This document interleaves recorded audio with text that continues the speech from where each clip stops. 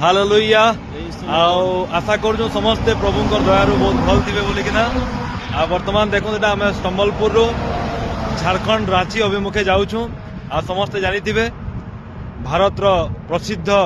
अभिषिक्त प्रभुंकर दास अंकुर नरुला आज्ञा को आम प्राय लोक मैंने समस्ते जानीछन आर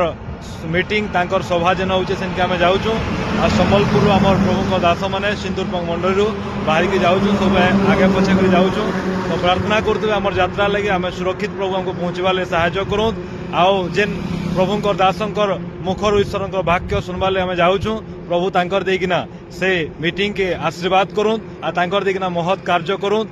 आमर जीवन में परमेश्वर तांकर अभिषेक के भी दौन से प्रार्थना करते देखो मोर साथ विजयदा अच्छन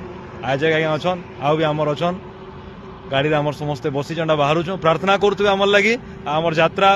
रे प्रभु सहवर्ती अच्छन से प्रभु को धन्यवाद आ विशेष आम प्रार्थना करते बहुत बहुत धन्यवाद आ जेन मैंने भी आउन रांची झारखंड मत मेसेज रे जनाबे जो द्वारा आम संभव होगा बोले भेटमा मिसमा कथा हेमा समस्त बहुत बहुत धन्यवाद प्रेज द लॉर्ड जय मसीह।